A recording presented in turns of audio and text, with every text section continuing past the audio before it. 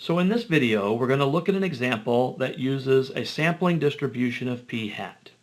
So the question is, are you satisfied? According to a study done by the Gallup organization, the proportion of Americans who are satisfied with the way things are going in their lives is 0.82.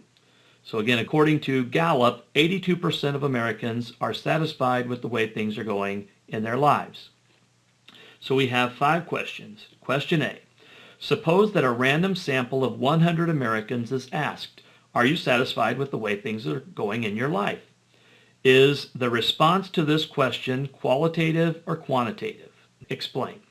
Part B, explain why this sample proportion p hat is a random variable.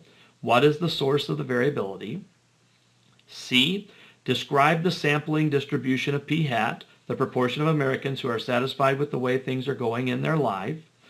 Be sure to verify the model requirements. D, in the sample obtained in Part A, what is the probability that the proportion who are satisfied with the way things are going in their life exceeds 0.85? And E, would it be unusual for a survey of 100 Americans to reveal that 75 or fewer are satisfied with the way things are going in their life? The first question doesn't really have a lot to do with the idea of a sampling distribution of p hat, but it's kind of a review of an idea that we've discussed before, qualitative versus quantitative. So are we going to have a qualitative or a quantitative response to our question? So what would the question be? Are you satisfied with the way things are going in your life? What would the answer be? It would either be, yes, I'm satisfied with the way things are going in my life, or no, I'm not satisfied with the way things are going in my life. And so those responses, yes or no, would be qualitative, not quantitative. So the answer to Part A is qualitative. Qualitative because my response is non-numeric. Explain why the sample proportion p hat is a random variable. What is the source of the variability?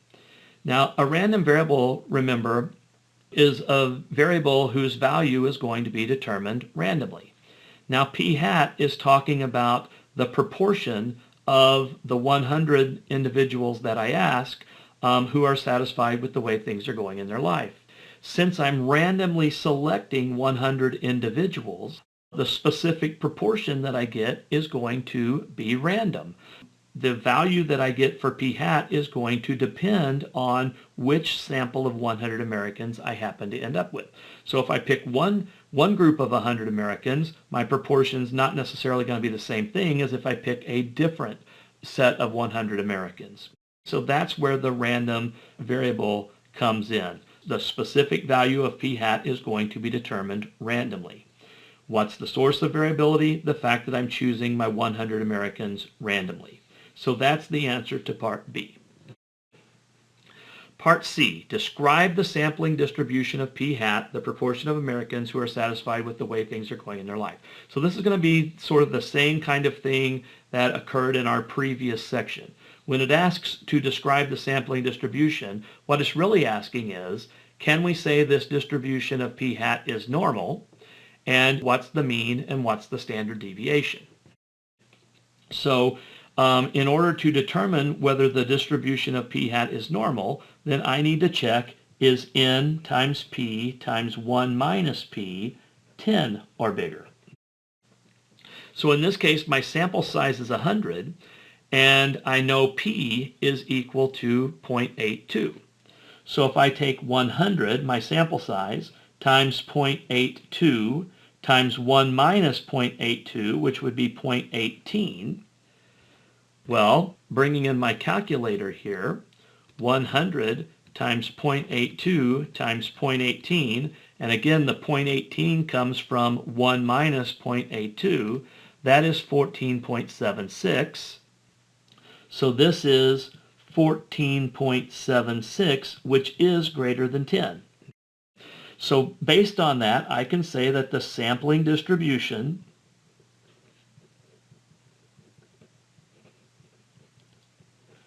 of p hat is normal.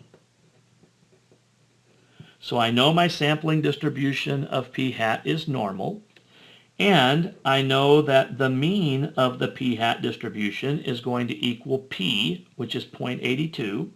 So the mean of the p-hat distribution is 0.82.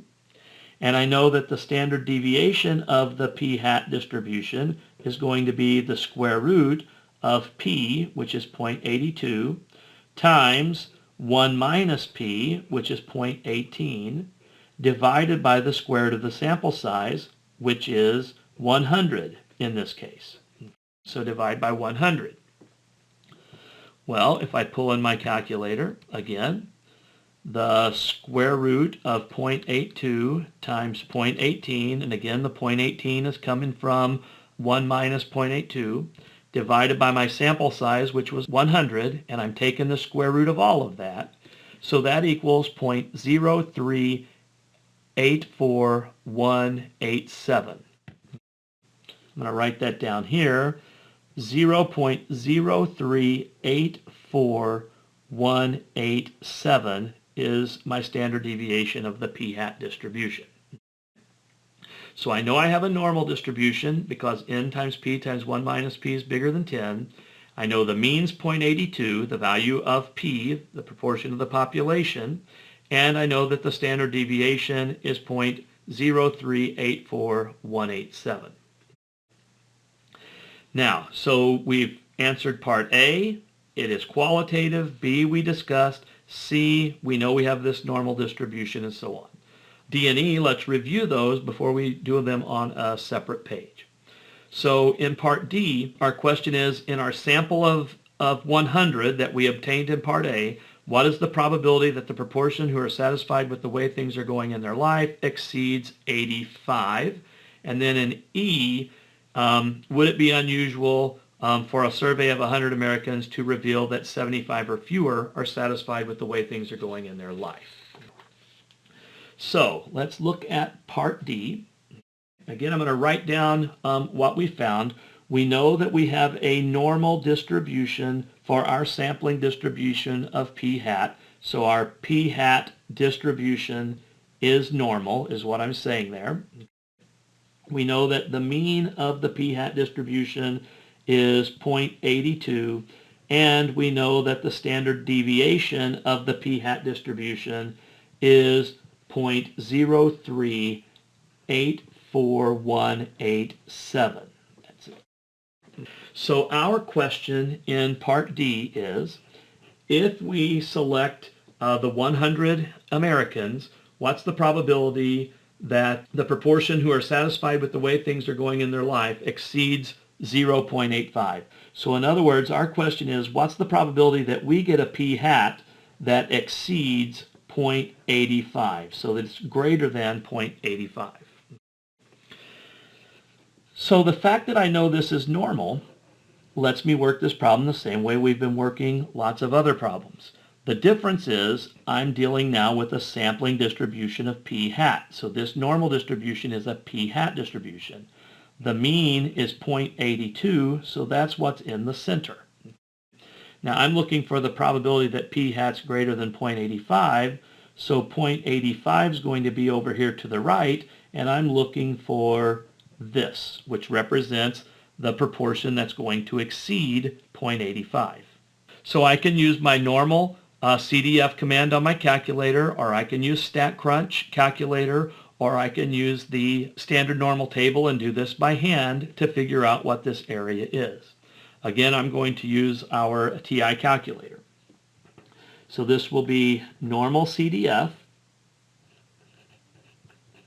My left bound is 0.85. I don't really have a right bound, so I'm going to use a big positive number. The mean is 0.82, and the standard deviation is 0.0384187. So this will give me this area, which is the probability.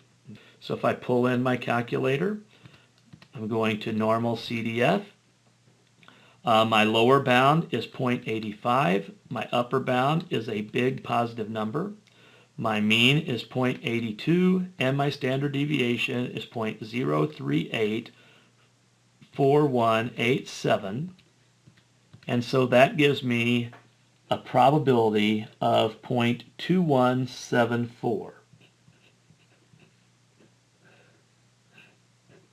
So the answer to part D, if I randomly select 100 Americans and ask them, are you satisfied with the way things are going in your life, the probability that the result that I get from my sample of 100 exceeds 0.85 is 0.2174. So there's about a 21.7% chance that the p hat I obtain is going to be greater than 0.85. Let's look at part E.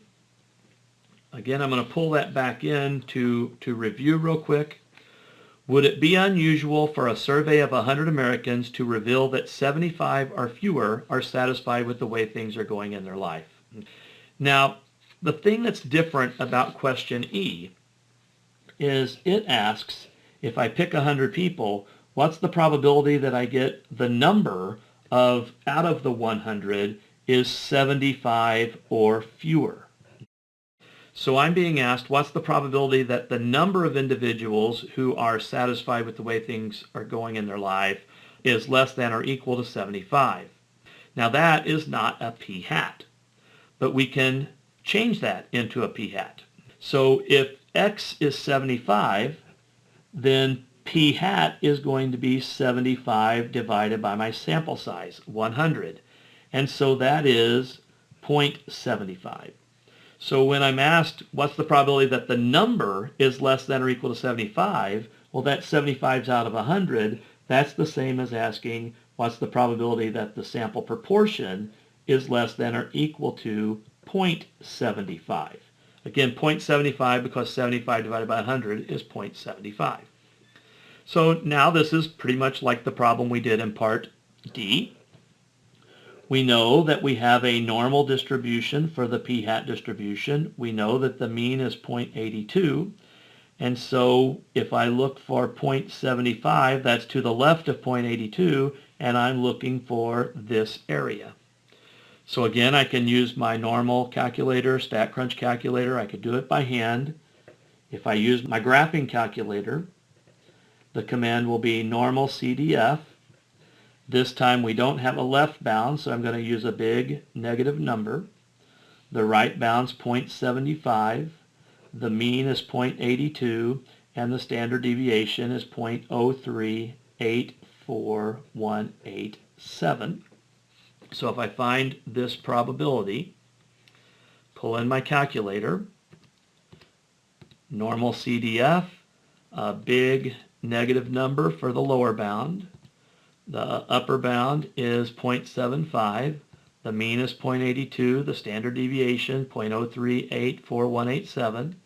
And so I get a result of 0.0342. So this is 0.0342. So if I randomly select 100 Americans, the probability that 75 or fewer of them are satisfied with the way things are going in their lives would be 0.0342.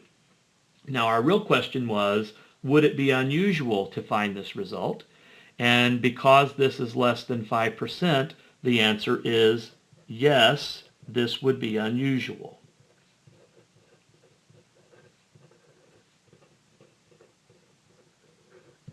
So if it's 82% of Americans that are satisfied with the way things are going in their lives, I'm probably not going to get a sample of 100 that has 75 or fewer that are satisfied with the way things are going in their lives.